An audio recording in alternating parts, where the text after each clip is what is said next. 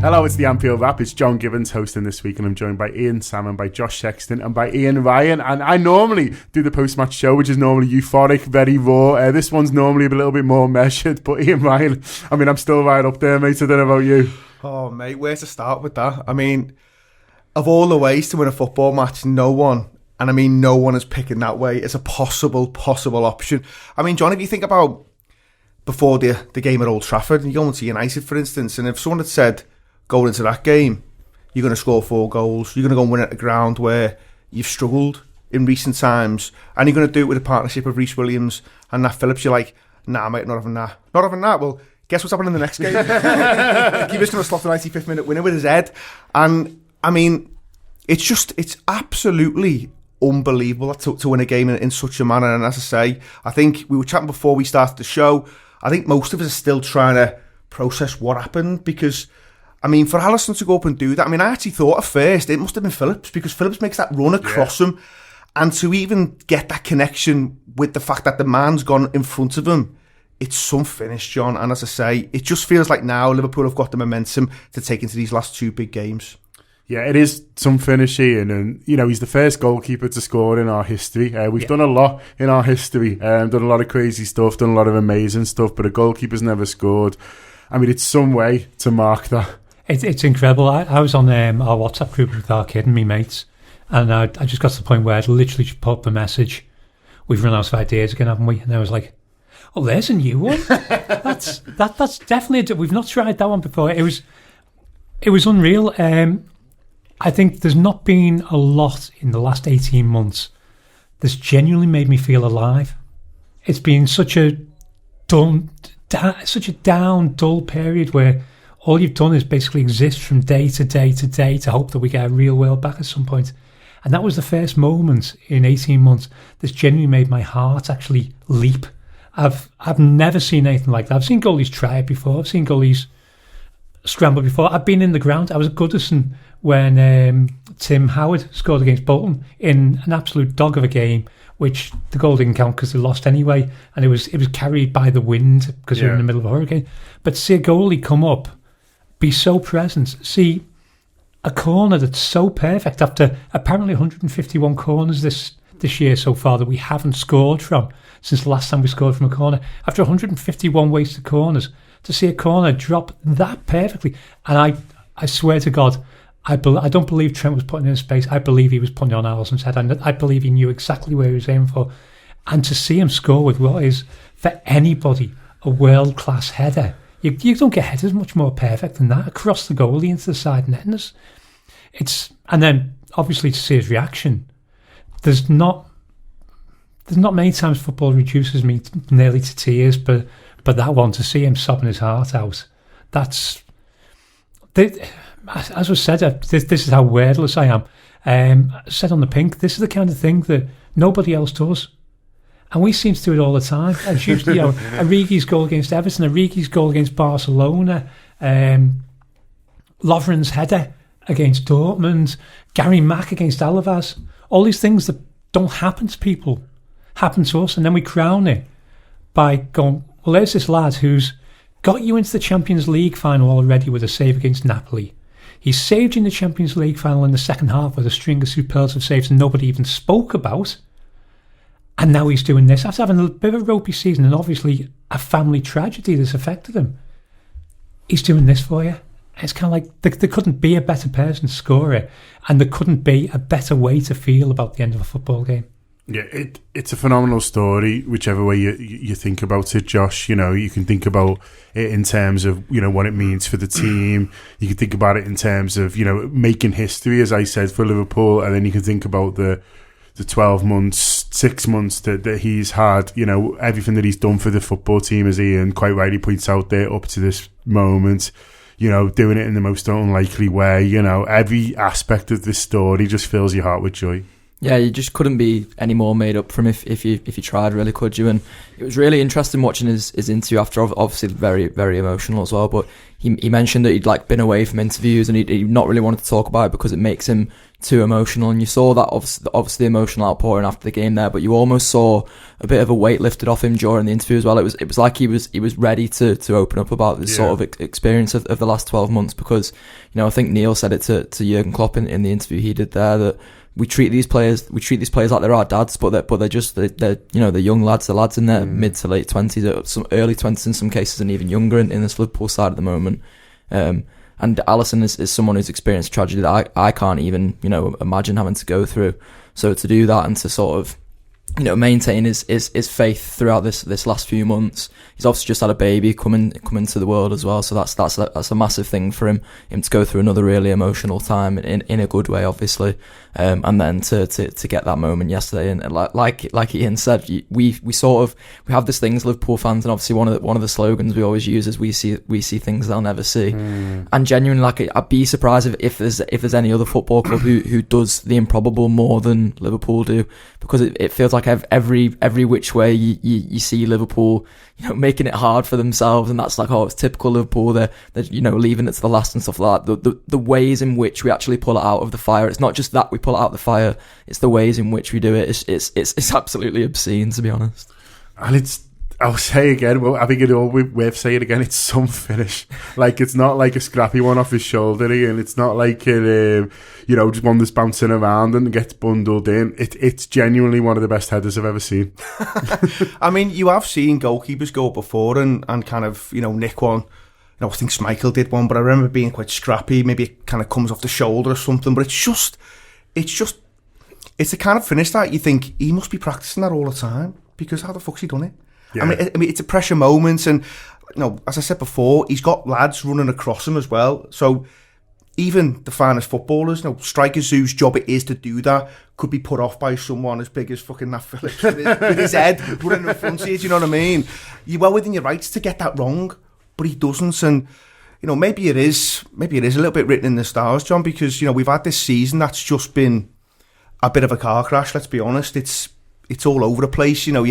The injuries, the decisions, and I know teams will go, oh, well, we've had those decisions as well, and maybe they have, but when you've got the amount of players missing that Liverpool had yesterday, I mean, it was virtually a full 11 that was just out, and it's every game now you're thinking, well, who's out this week? We had the postponements against United, and the game after, we got 4 lads missing. You think, what the fuck's happened there? And what are they doing in training? 4 lads out. And then obviously you get the news before the game yesterday where Jota's now out for the season, and obviously it's only 3 games.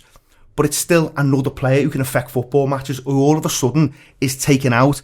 And you've got this situation at the back that you're managing, which is not easy. You've seen Nat Phillips and Reece Williams perform really well in kind of recent weeks, above their level. But let's be honest, we all know it's probably a little bit above their level in terms of what they're doing. And they've got through another game yesterday. But to win it like that, I mean, if you're in that dressing room afterwards, I mean, I think what was great for me, before you get to the dressing room bit, was just a reaction on so many players' faces. So you see Mohamed Salah, and he just can't quite believe what's happened. Fabinho's face is an absolute picture, and you've got Trent who's put the corner in, and he's just looking like, this can't be happening. This just can't be happening, and yet it is happening. And I think, going into these last 2 now, it puts us in a really strong position. And the last 2, they have to mean something now. Liverpool are going to go and deliver again twice, because that goal just can't be one of those goals that you forget about and it falls by the wayside, because it eventually means nothing. Like Ian said before, the Tim Howard one, this has to mean something. And I think collectively now that will just galvanise them to go again for 2 massive football matches on the horizon. Yeah, you'd certainly hope so. Just a bit more on the goal and on the delivery, Ian. It comes from Trent Alexander-Arnold, who's a player who's stepped up repeatedly recently. You think about his late winner against Aston Villa this time. It's a late provider. It's some cross. There's a story from David Ornstein, friend of the Anfield Wrap in The Athletic this morning, that apparently Trent isn't going to make the England squad. If England have got 26 players better than him, then they should be odds on to win this tournament, because that boy is phenomenal and his performance has recently been phenomenal. But what he does at big moments in games, how he steps up at such a young age, is something else. Yeah, you've got Danny Murphy and Micah Richards last night on Match of the Day talking about the fact that Trent has to go because he's a right back who can win you games, and we haven't got that. And I say we, I'm not talking about England as we. I'm not arsed by England. I really couldn't give a shit about what England do. That's one way I went. This is one of the swearing programmes, isn't it? Okay, you have to cut that out. I couldn't care less about England. I'm really not bothered about what they do. If Trent doesn't go to the Euros, I won't be bothered, for me, because it's one of our players having a summer off and having a rest who needs it.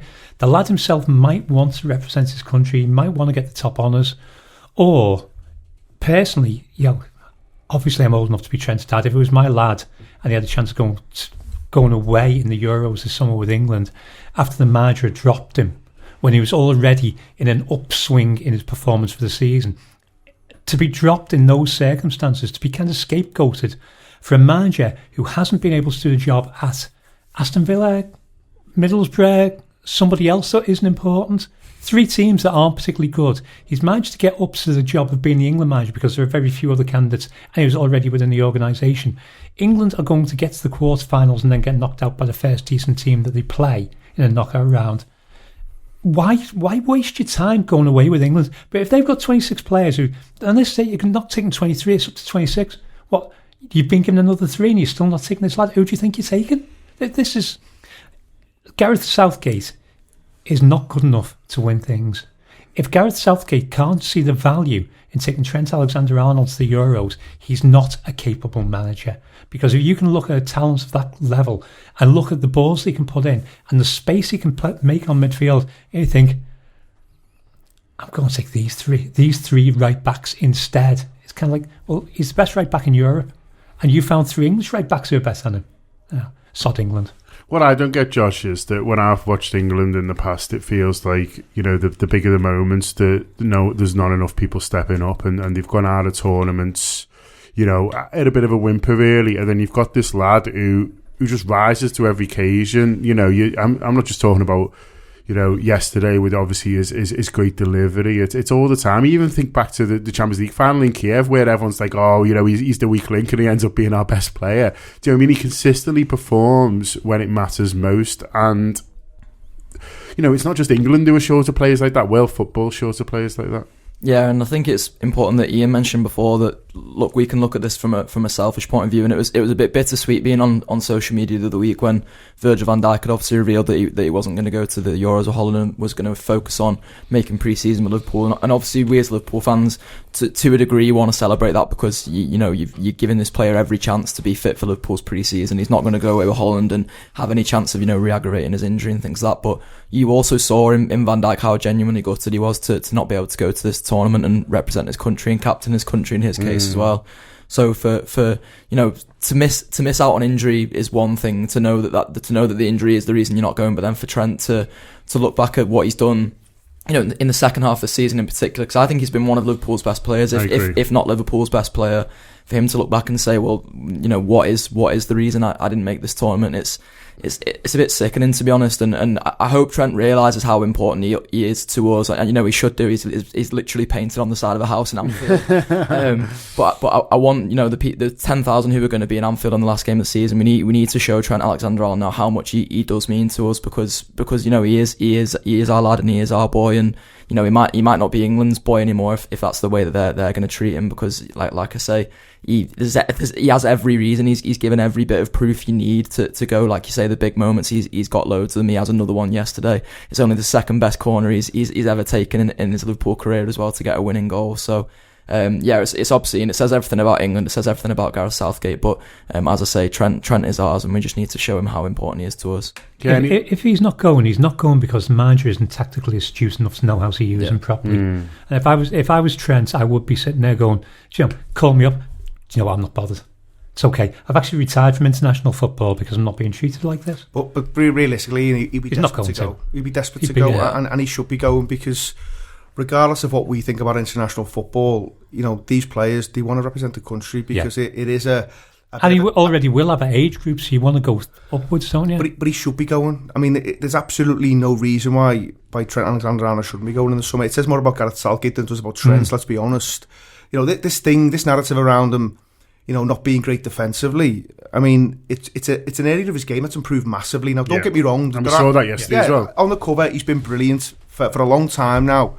certainly this season, you've seen a massive improvement in Trent on the cover. I think there are times where his one-on-one defending, maybe he could do a little bit better, but he's still a young footballer. But let's not pretend like all these other right-backs are doing something perfect every single week. Kyle Walker at the weekend giving another penalty away. How many times has Kyle Walker give penalties away? He did it against us. There must be 3 or 4 occasions where he's not switched on enough, or he gets too close to his man and bundles them over. Don't try and tell me Kieran Trippier's a better fullback than Trent Alexander-Arnold. It's nonsense. It's absolute nonsense. The guy can do things with a football that most can only dream of. He's at an age, 21, 22, where he's pretty much won everything there is to win. Champions League, he's appeared in 2 finals, he's got the Premier League under his belt. It's bizarre. It's more than bizarre that a footballer of that ability is considered not good enough for this country when he's doing the things he can do with a football. You see it at Old Trafford, some of the passes, and again yesterday, it's absolutely insane that he's got that vision in his locker to be able to deliver balls like that. The one for Salah yesterday, actually, where Mo does get his shot off, but it's just a little bit too close to Johnson. It's a brilliant ball. It's an unbelievable ball, and he's got that in his locker. And yes, he has had maybe 1 or 2 tough spells this season, but lots of other players have as well. Yeah. But I agree with Josh. The last 2 months, 3 months, he's been absolutely superb. He's been one of Liverpool's stand-up performers. He was again yesterday, and again, he could have won that match for us before it actually happens. Before the corner, he cuts inside on his left foot. It's a little bit unlucky, maybe a little bit of an adrenaline rush. But as I say, if he's not going to the Euros, if England are going to find 2 or 3 right backs better than him, then fucking hell, they must be some players. But we know they're not. We know they're not that level. It's a truly bizarre decision, John, if that's what happens. It's finding 2 or 3 footballers better than him, because the balls he delivers are Beckham-esque. The one to probably Salah, better than Beckham. The Salah that's first half, isn't it? Where Salah, just can't quite get it out of his feet. But it's just absolutely perfect, and he's got that in him, and we saw that plenty of times yesterday. But we shall see. Maybe our friend David's jumping the gun slightly, but he's normally correct on these things. We talk about a match-winning performance. Man of the match goes to Thiago. He might have changed his mind here as he given it after the game, but obviously they've asked him it before. But Thiago's worthy of it. And to be fair, he's been brilliant ever since that Blue Nose at the BBC called him rubbish. So maybe we need to send him some flowers. But he's been great last few games, and he was terrific again yesterday. He's been incredible. The Man United game. I kind of missed out on how everybody was talking about how incredible Trent was, because I was just having the time of my life watching Thiago play football. And it was the one thing I was concentrating on, because I thought, that's the lad who's running the game. And you're now seeing a Liverpool side that is in the right shape for Thiago to do the job that he was actually brought in for, with Fabinho sitting there holding as he should have. And obviously yesterday Curtis playing the Wijnaldum role just to keep possession, but just to give Thiago the space to wander wherever he wants and play the balls that other players aren't necessarily expecting. So the vision he's got of what's going on around him is absolutely impeccable. He played yesterday, and he played against United the way we saw him play in the Champions League final last season for Bayern. And that kind of level of, I'm just going to take this game over and everyone's going to do what I want them to do. Because he's talking all the time. He was leading on the pitch, and it just gives you hope of what we're going to see next season with him, because it's that old form is temporary, class is permanent. He is one of the world's best midfielders. That's the top and bottom of it, and he's showing it at the moment. And it's a great time to be showing it, because if you can run a game like that, you're going to a hell of a lot of good for us. Yeah, you can see him adapting all the time, Josh. And at first, at times he looked a little bit too eager. Yesterday, he's winning more tackles than any other Liverpool player. His defensive work's great. He's winning a lot of headers as well, which is no mean feat. When West Brom are all giants, he seems to have embraced the fight in a positive way. And as I say, at first it was a little bit of a charging round, like a sort of bull in a china shop, and it was odds on first bookings and stuff like that. Whereas now, he's adapting all the time. As I say, he's learning what he can and can't get away with, maybe, but he's just bossing football games in every sense. Yeah, it's strange, isn't it? Because the one thing that I sort of thought Thiago would definitely bring to the Liverpool side was reading of the game, and I'm sort of pleased that you've mentioned the ball in the China shop thing at first, because I think it was like he was reading a different game to what like most of the Liverpool players were reading. But I think that's because he is on this sort of superior wavelength, and Liverpool were in a pretty rubbish situation before, but you just felt like he was the most likely yesterday for a very long period towards the end of the game. It was almost like people were just sort of ceding to Thiago because they were expecting him to either create something or to get enough space for the shot himself, because you see the way that he just terrifies opposition players around him. There was so many times where West Brom would just back off because they're just trying to block the passing lane, because they're like, honestly, this lad could just put it anywhere on a sixpence and then Liverpool will have a goal. But then every time they did, he was having a shot and making the keeper make a save.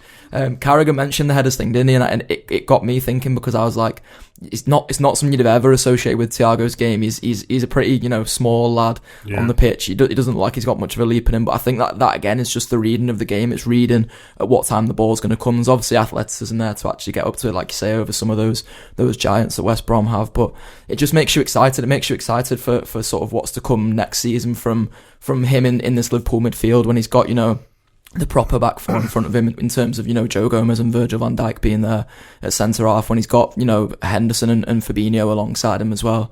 It just sort of, it's a mouth-watering prospect for Liverpool, because there's so much more he can do and achieve at this football club, and it's hard not to get excited about him, really. Yeah, he's a lovely footballer to watch, Ian, and you can see how effective he is as well. And sometimes you can think, is it all, just sort of nice to watch? But yesterday, when you see the stats come up that this guy sort of throw up, he's creating more chances than everyone else. As I said before, he's winning more tackles, and so it's not just nice on the eye. It's really, really effective for the team what he's doing as well. Yeah, there'll be some people who are embarrassed, I think, about some of the comments they made about Thiago earlier in the season. I think if you just watched that Chelsea game, the Everton game where he appears, there was enough in there to kind of get you excited, I suppose. And even if you'd watched Bayern Munich casually, there was enough there to kind of inform me that this is a world-class footballer. And as Josh said, he's coming to a side that's just been chopped and changed.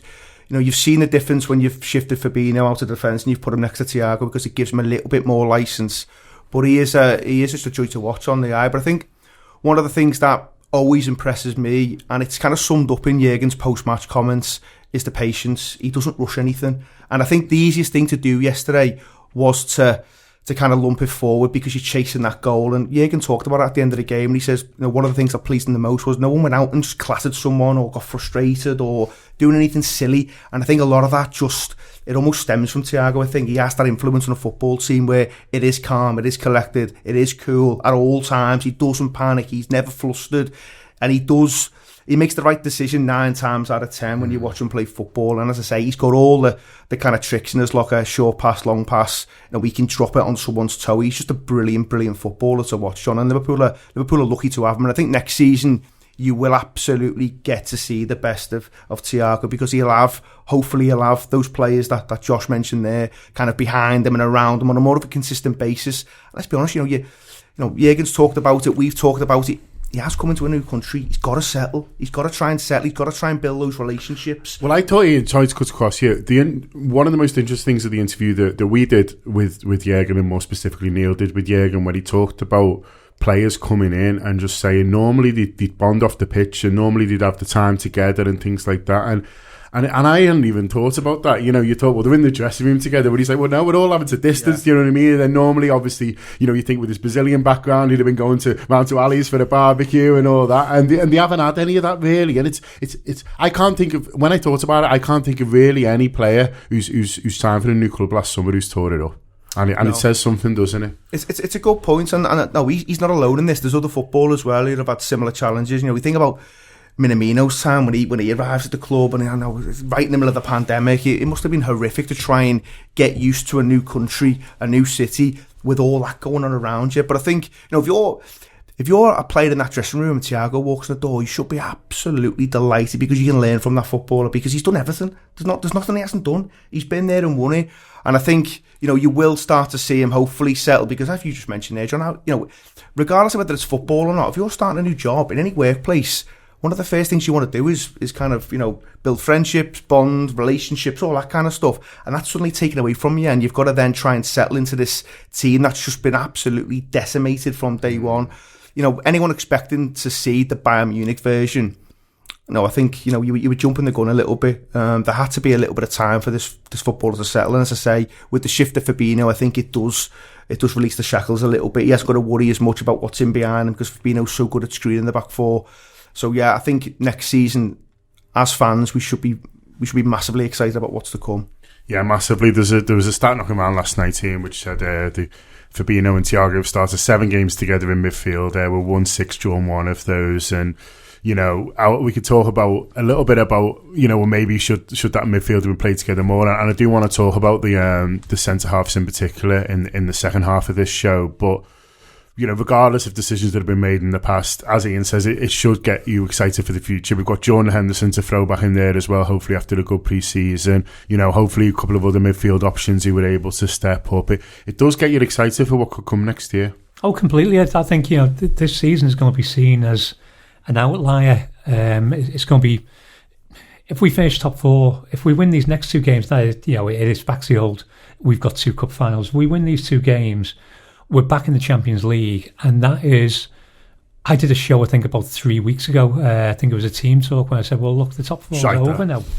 Yeah. Well, I was clearly shite on it and talking absolute shite. The top 4 is over. We should stop thinking about it. No, I'm taking full blame. I said the top 4 was over and we should stop talking about it.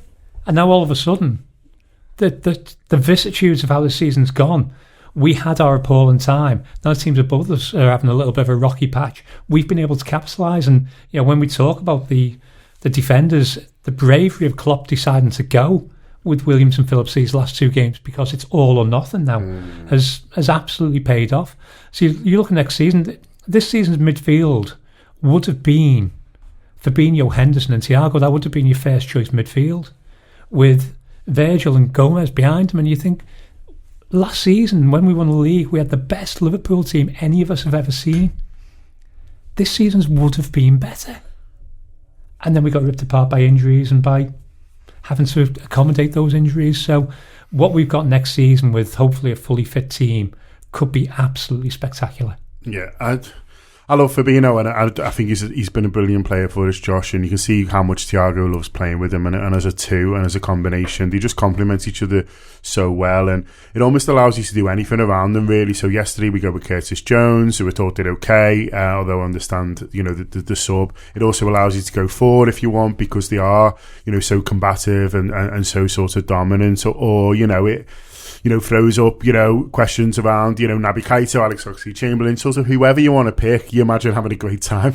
Yeah, it's an interesting one, really, because Fabinho, has since he's come back in, has been the heart of this Liverpool team, really. Sorry, since he's come back into midfield, he's become, this Liverpool team we've sort of always said have got a lot of leaders, and that's obviously been questioned at times this season. But I think in terms of leading by example, just by like sheer force of will and play on the football pitch, and being able to put Liverpool on that front foot, Fabinho's been the most important one by a mile. But I actually didn't think he was particularly great yesterday, and I think that's what sort of showed in Liverpool's overall play. I thought he wasn't able to get us on the front foot as much. He chewed the ball quite a lot. He lost it a few times, but as Ian said before, there's still an understated job for Fabinho there, which is the thing that doesn't look that good on the telly, and you don't sort of see if you're maybe not in the ground. That kind of thing is that ability to screen the back 4 and just put pressure on players when you don't think there's pressure there, relieve pressure on Thiago as well to go and do what he did, and that was the bit that I thought you probably saw more so than Fabinho being on the ball and being the commanding one yesterday, was that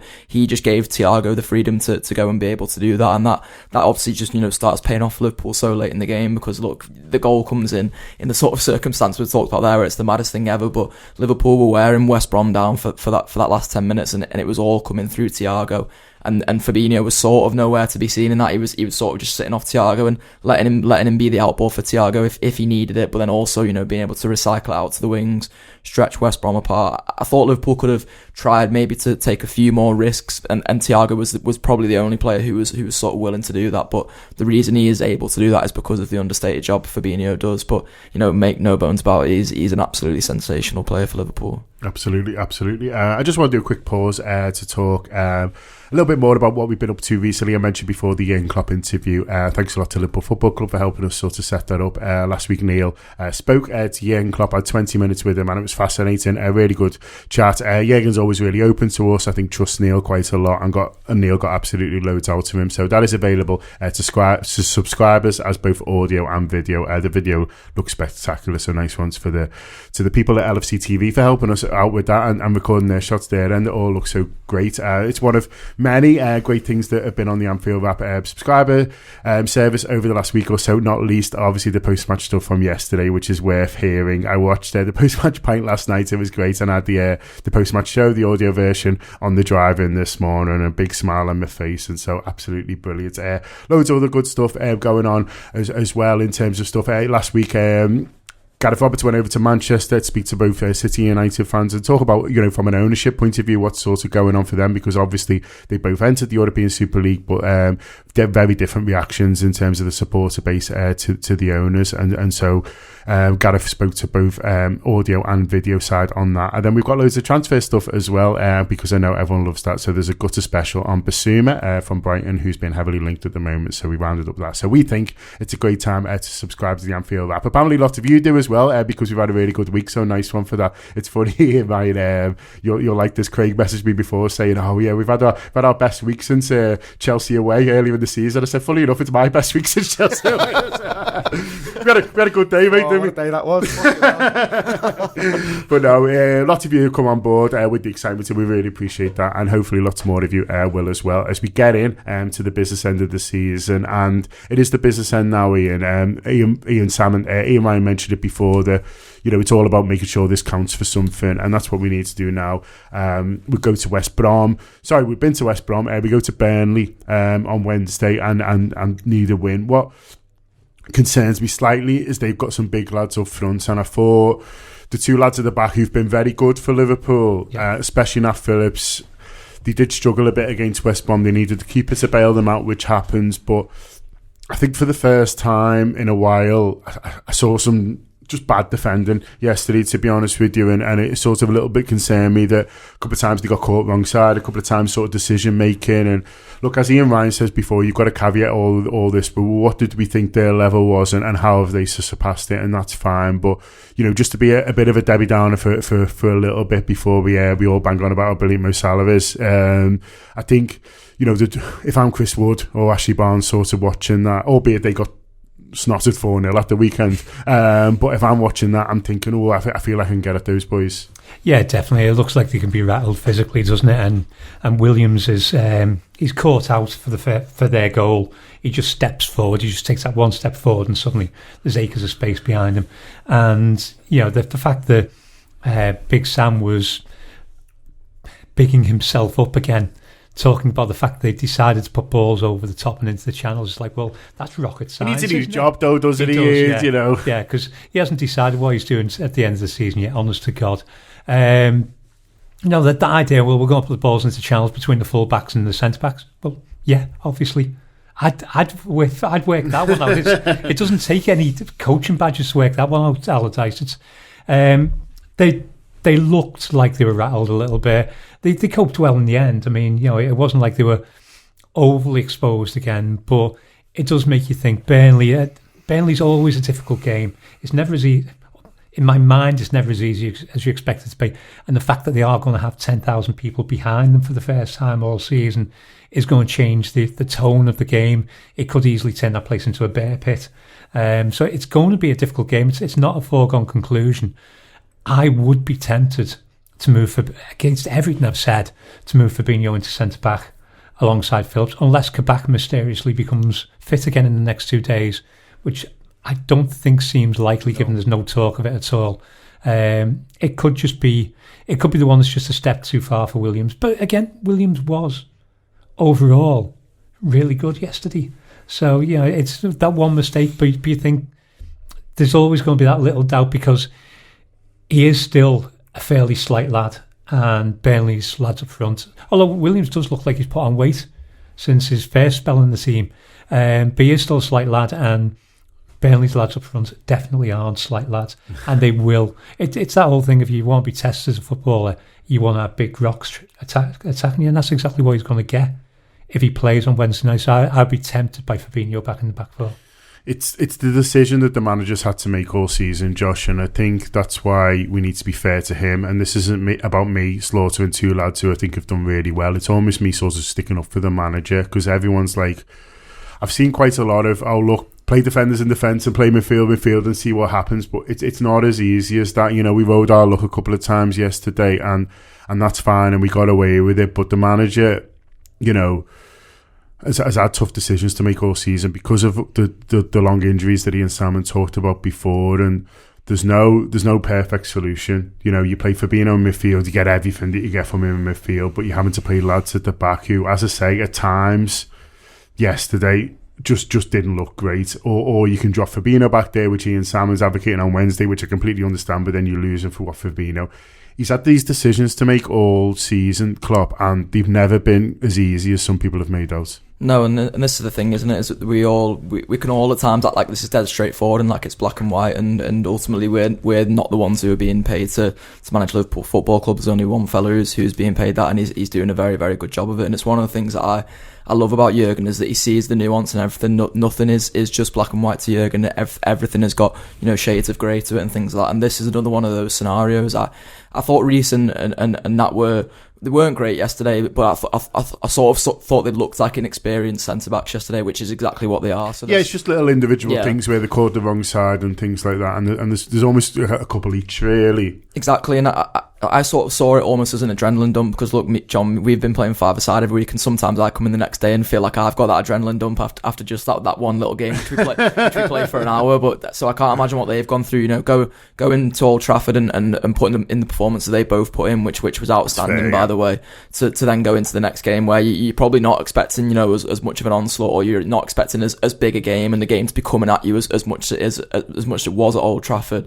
I can sort of understand them having a bit of an adrenaline dump, and if I was Jurgen Klopp going into this, I would be starting them both again, because it's the ultimate vote of confidence for both of them. And the one thing this Liverpool team needs now going into these last two games is consistency. And I think if you're talking about what I was saying before about that platform to build off that Fabinho gives you in midfield, then he needs to be in midfield. I said it's not black and white before, but part of the nuance of this Liverpool side that has been shown since Fabinho returned to midfield is that they do need that platform to build off, and they need that sort of screening of the back four. So I'd be going with Nat and Reece again. They're still inexperienced centre-backs who are still going to do inexperienced things at times and make mistakes, but ultimately I think they can be the platform now that we need to have that consistency. I think that the injuries, Ian, sort of make us the more recent injuries, as opposed to all the other ones that we've had for ages, just sort of make his mind up for him in a way, in that, okay, well, Jota's out, we'll do the front three for the rest of the season. Do you know what I mean? If he'd have had Milner available, we'd have seen some James Milner, but he hasn't, so we can't.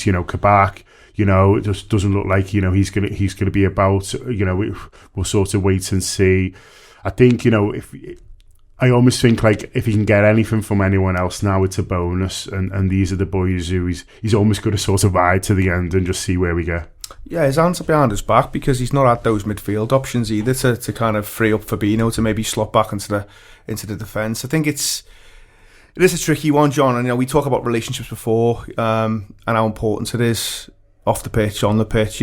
These two lads at centre half, they have no relationship in terms of playing football matches together. So you can see that for the goal where Phillips has dropped off and Williams has gone, and it doesn't look particularly great. Listen, at the end of the day, I don't think either have got enough to maybe have a career at Liverpool Football Club, just being perfectly honest about it. But that's not to downplay what they've done. Yeah. They've been brilliant. To come in and do what they've done, they've exceeded expectations, I would say. All of us, maybe even Jurgen's as well. I don't think. No, you can see it where Jurgen was unsure at which centre half to pick. He was picking Williams above Phillips at one point, because he probably wasn't sure whether Phillips had the ability to step up and deliver the kind of performances he has done. Don't get me wrong, those performances haven't been perfect, but they've been of a level that was better than what any of us probably thought, and that's testament to him.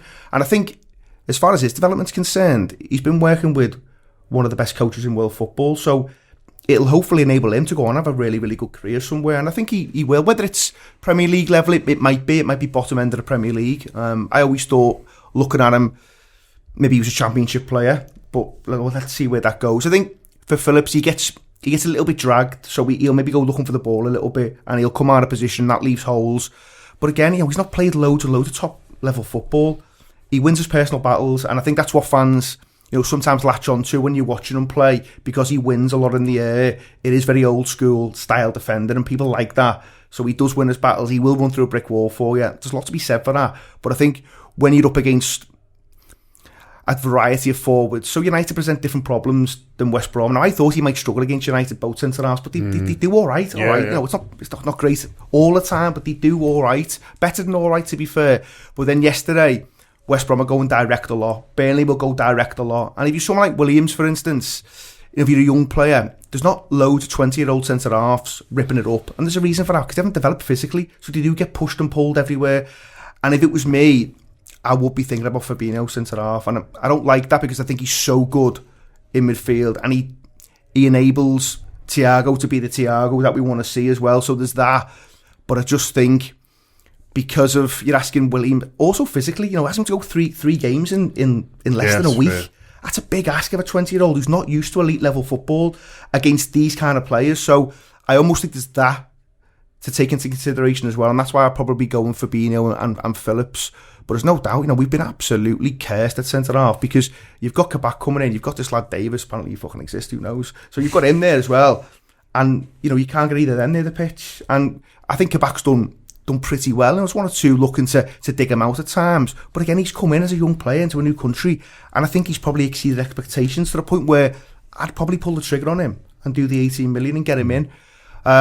He's literally a 20-year-old kid himself, isn't he? And he's done well, and you're looking for, you know, there's been times where, you know, Trent's played really well, maybe the last 2 or 3 months, but him and Robertson over the season probably haven't been at their absolute best. So there's that situation as well, and you're chopping and changing the midfield. So these defenders who've come in and done this job, they've had to do it in the most unusual and ridiculous set of circumstances. You know, no centre-half, whether you've been knocking about for 5, 10, 15 years, wants to play in that scenario where it's just chopping and changing all the time. You've got no idea who's going to be next to you. There's times when the goalkeepers had to come out as well for reasons that we know about. So really, really difficult for those lads. They've handled themselves, you know, pretty well, it has to be said. But you know, at the start, as I said, I don't think either will have a career at Liverpool. I kind of stand by that. I think there'll be good careers for both of those lads, Williams and Phillips, but I don't necessarily think it's at Liverpool Football Club. The other thing I would say as well, John, just to sort of, you know, round off that argument, is that Williams was playing in the conference last season. So if you, I know Ashley Barnes and Chris Wood are a sort of level ahead of that, but if you're talking, you know, purely in terms of strikers giving you a sheer physical battle, there's not many leagues in the world where you're getting as much of a physical battle in alehouse strikers as you do down in the conference. So I'm sort of, I don't have many doubts about Phillips going into about Williams going into this game, and I think it's absolutely perfectly suited to Nat Phillips. Let's be honest about that. Oh, I bet he'd be loving this. Definitely, yeah, be fucking loving it. Although he completely missed the header, didn't he? In the second half, was it? He came over to Reece Williams' side, and fair play. Reece Williams gave him down the banks for it as well. Just flew over and completely missed it. Less of that and more of the big booming headers. It also helps lads at the back if you can protect them well, Ian, and stop things coming to them. And I thought, you know, we go 1-0 down and just didn't start great. And I think, you know, if you're thinking about Jurgen, what he would be saying as well, he'd be saying, well, why aren't we at it? Why weren't we better at stopping the balls? Why is it you see the first goal? It's a soft free kick. I don't think it was a free kick actually, but we don't clear it great, and then it's coming back in. And, you know, I think, you know, a way of protecting whoever's at centre half is just by starting with that, with a bit better intensity. And it's both games we've gone 1-0 down in the last few days. You can't keep doing that, and I think that's what maybe you're going to be saying to them is, all right, whoever it is are playing a centre half, maybe just give them a bit less to do early on. Yeah, take the ball the other end of the pitch, and it is. We didn't start with intensity against United, and yesterday's was kind of. I mean, obviously, at some point we're going to have to go on to the fact that we got away with one there. We got away with the fact that there was a second goal conceded. Yeah. And for this time, getting away with it, we took advantage of the fact that we got away with it, which we haven't done. But the lead up to their goal, we were playing a little bit of head tennis on the left-hand side, just up from the left-back position. And it was kind of like, we've conceded from playing head tennis there a couple of times this season.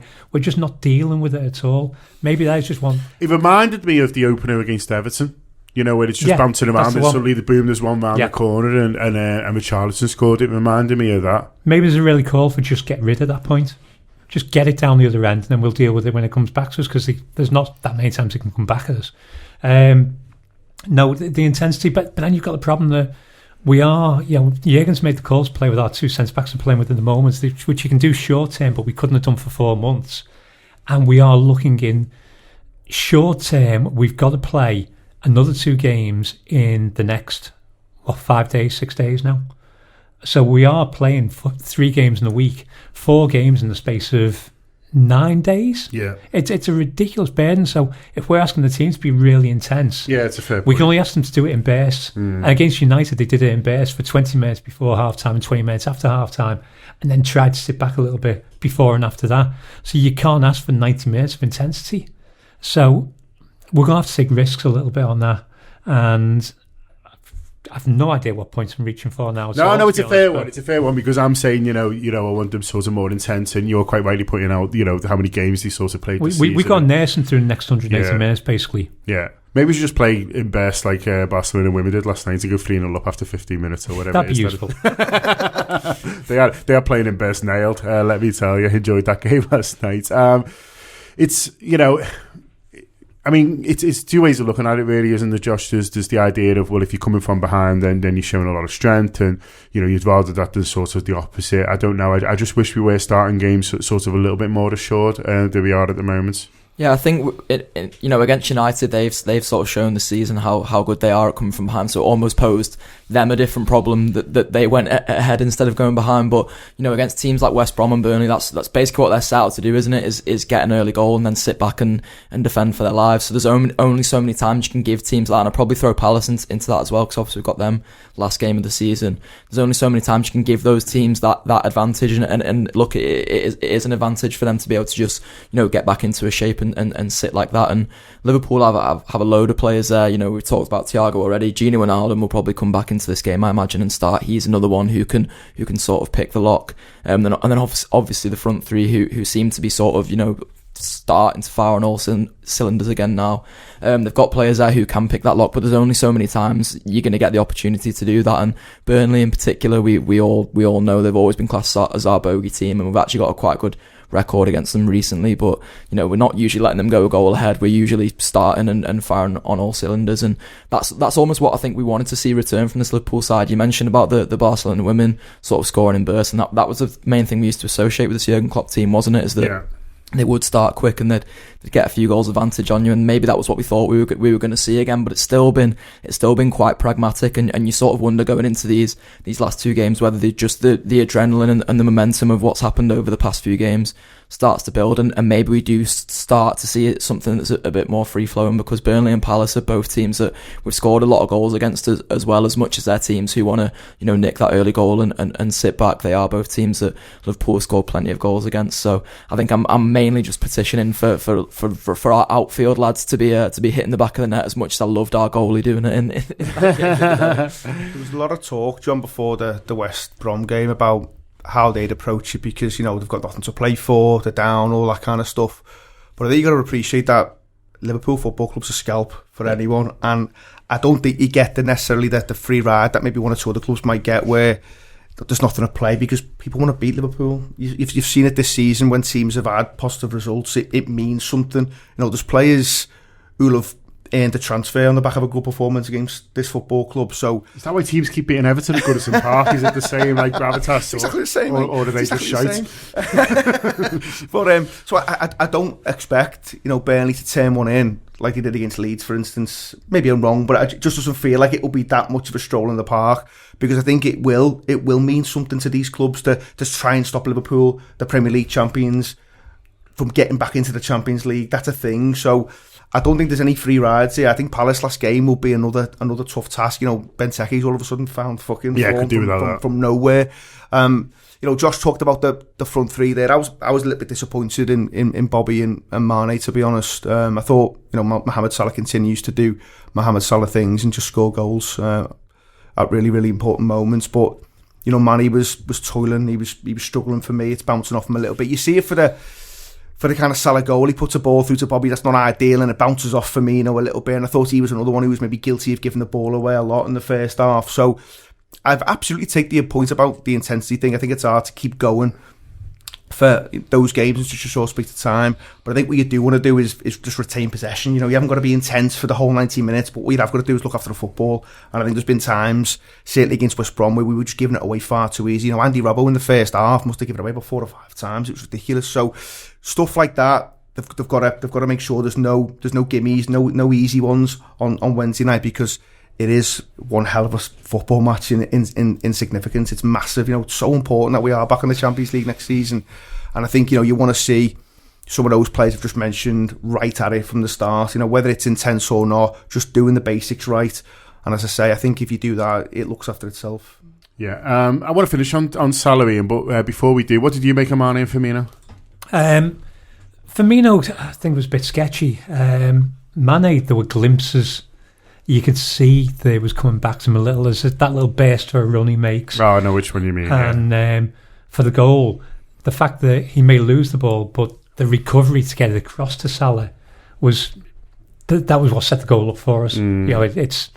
It's obviously the goal itself is a work of genius, but the assist is important there because he does well to recover in front of literally about 6 defenders to get it across to Mo. So I think there's flashes there, and his head wasn't going. He didn't look like he was inside his own head, and he has done for quite a while. So I think that could be the beginning of a turning point. Josh?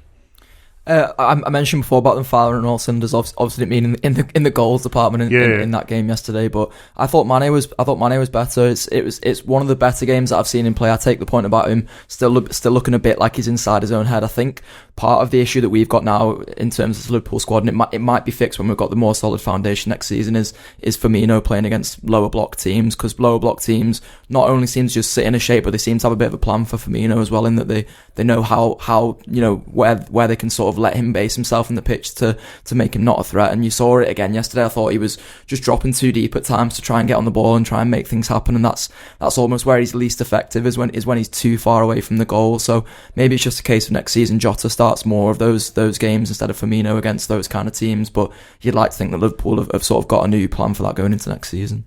But honest to God, if he doesn't hit the post, we're not even having this conversation. Yeah, no, that is a good point. That's one that they got away with, to be fair.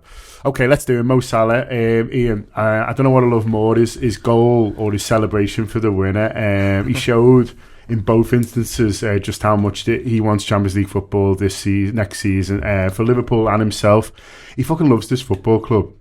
He wants it badly, doesn't he? You see that from the reaction, as you said. The Alisson winner, he was absolutely delighted, and that doesn't happen if we don't get the Mohamed Salah goal early on, because there's basically nothing to play for. You can imagine heads would have gone down if we're going into that last 5 and it's 1-0.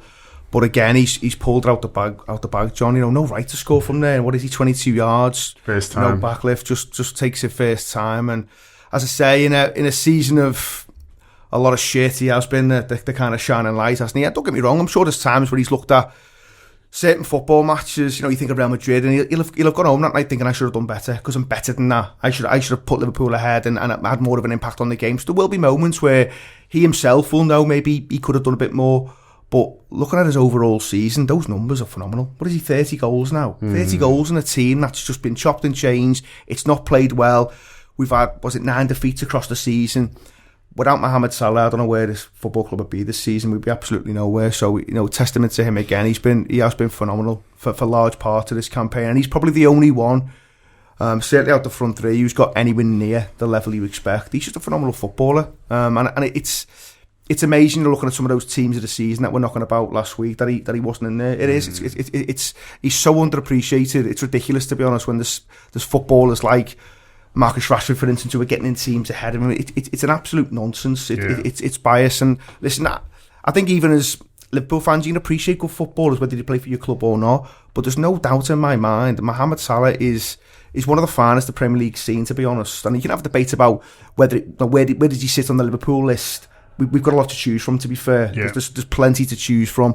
But in terms of having that kind of single-mindedness, I've not seen many better, John, to be honest, because he has got that individual part to his game where you can see it means a lot to him to do well as an individual, and that's fine, because I think strikers throughout history, they have got that selfishness to the game. They want to score goals. Harry Kane's the same. They want to score goals. They want to win big football matches for themselves and for the team. I'm absolutely fine with that. He's been a phenomenal addition to this football club. The 30 odd million they paid, it's pocket change, isn't it? Let's be honest. Yeah. And you hope that he's still at this football club for a number of years, because, as I say, without him this season, we'd be languishing. when he delivers for himself, he delivers for his team, and you can talk about selfishness, but if he's scoring goals, when the Reds win, we all win and all that, and he's currently joint top scorer with Harry Kane. I hope he gets it, because if he does, it means he scored a few more goals for Liverpool, and we'll be in a better position to come top four. It's the fact that we are hopefully going to finish fourth will rest on what Salah's done for us this season. Because without his goals, we would be mid-table at best, because everything else has been so poor.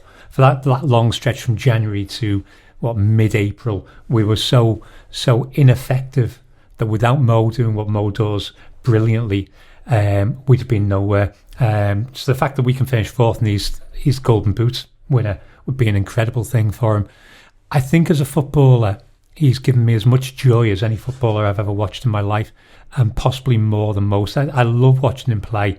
He keeps doing the unexpected. He doesn't have the sheer madness of Suarez. My dad had watched everybody from little onwards, and he always stood by the idea that my dad didn't see Mo play for us, but he stood by the idea that Suarez was the most gifted player he'd ever seen play for Liverpool. I think Mo's better than Suarez in terms of what he does for the club. Suarez could do the madness, but Mo is... This is where, as Ian said, we've been spoilt as a club because we have so many legends. If you're a Spurs fan, okay, it's Harry Kane, and then it's Jimmy Greaves, and then... Clive Allen. Yeah. Lineker. Yeah. For the bit till he fucked them off. Yeah, and it's not... They haven't got that same level of, that sheer genius of Dalglish, Rush, Owen, Fowler, Torres, Suarez. We've been blessed. We've been blessed. And Mo is absolutely at the top table of all that.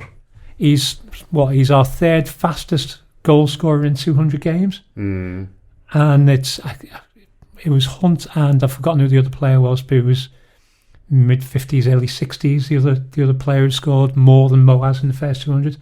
He's a phenomenal footballer, and anybody who's suggested at any point this season that we should sell him in order to buy a Sancho or an Mbappe, I'd love Sancho or Mbappe in the team, but to lose Mo to facilitate another player coming in is just it's ridiculous. Josh, last word on Mo Salah. I'm struggling with words, to be honest. We talked about this on the weekend, and any sort of superlatives you can think to throw at Mo Salah now have already been done. And I think, look, every single one of us as football fans and Liverpool fans are a bit guilty of overthinking Mo Salah. I think to some extent, and that he's almost a victim of the way that the coverage is around football now, that it's constant and it's running all the time. Is that like it seems like there has to be a constant conversation around him. But both the Ians have mentioned it there, that the goals he scored for Liverpool this season are so important. It doesn't matter what his body language is saying, whether you think he's selfish or not. There's a lot of revisionism that goes on around football as well, and we can act like Fowler wasn't selfish, or Owen wasn't selfish, or Torres, Gerrard. They were all selfish to some degree, and they had to be, because that is literally how you grab a game by the scruff of the neck, and that is how you drag your team out of the mire, is sometimes by doing it yourself. And sorry, Josh, just to interrupt. Paisley tells Rush to be more selfish. Yeah, it's what reinvents Ian Rush's game. Yeah, and that's that. I'd imagine Jurgen Klopp probably had similar conversations with Mo Salah. I think that it looked like there was times this season. I think it might have been early this season. It's gone on for about a decade this season. But where Mo was almost in his own head and thought, maybe I should be passing to Mane more, because if anything boots off and all the sort of media coverage around it. But I hope in those times that Jurgen did turn around to him and said, lad, just do what comes naturally to you, and what comes naturally to him is scoring goals. And you saw that yesterday, because it is the most natural finish, as Ian said. To hit it first time the way he does, to stroke it into the bottom corner. It's one of many goals he'll score for Liverpool this season, and all of them have been so important. That's right. Listen, the Reds are on the march. The Anfield Wrap's on the march. theanfieldwrap.com/subscribe if you want more. As I say, the post-match content last night's worth the money alone, but you've got a little Jurgen Klopp interview to enjoy as well. And obviously, over the next week, we're going to be enjoying best we can. I'm not sure I enjoyed loads of that game yesterday, but I certainly enjoyed the end. But yeah, hopefully 2 more big wins, and hopefully Champions League football. But yeah, the Anfield Wrap will be covering it best we can. So do come and join us. theanfieldwrap.com/subscribe. But in the meantime, thanks a lot to both Ians and to Josh. Up the Reds.